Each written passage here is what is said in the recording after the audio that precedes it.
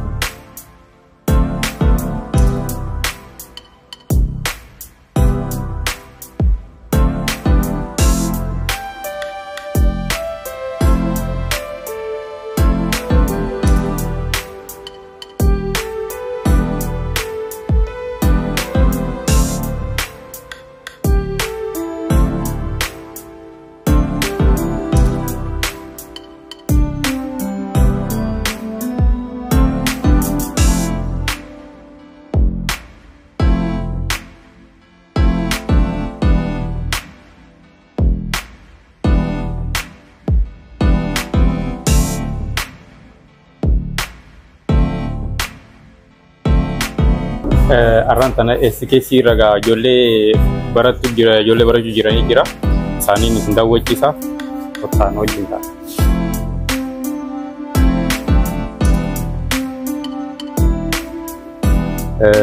meatball jama konemo rose rice vegetable jama kon chicken chapsi jama asbramo tunna salad kanmo baratoni renyo jete hondino asmo full roasted chicken jira asbara cook vegetable jira asbara konemo mixed salad jama kana fakata harantana hojete njechu magahya shukriya nanjani kan tiar kamno SKC tiar kamna nyata dadda kana dalene sene amas kana males nyata heddu fadadda tin hojane jira akkasuma nyata ko famiti kekas bifadadda tin kukis hunda wan jirujacha لأنه كسان SKC atau kota barat dan Selinja.